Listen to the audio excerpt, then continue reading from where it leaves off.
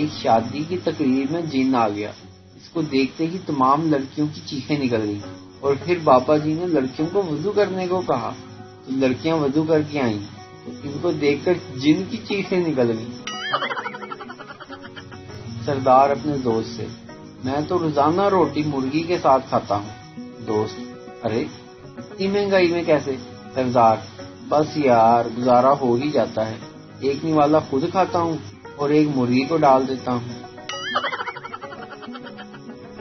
بابا جی کہتے ہیں کہ پہلی محبت اچانک سے ہو جاتی ہے، دوسری محبت پہلی کو بلانے کے لیے کی جاتی ہے، تیسری محبت غصے میں انتقام لینے کے لیے کی جاتی ہے اور اس کے بعد پھر عادت ہی ہو جاتی ہے۔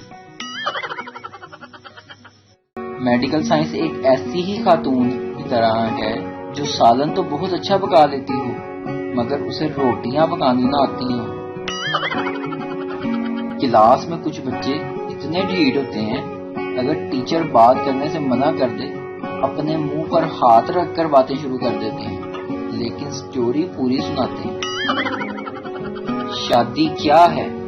شادی وہ خوبصورت جنگل ہے جہاں بہادر شیروں کا شکار ہرنیاں کرتی ہیں۔ وائرس: میرے نزدیک مت آؤ، میں تمہیں برباد کر دوں گا۔ پاکستانی ماں: میں برباد ہونا چاہتا ہوں۔ نئے دور کا نیا علاج۔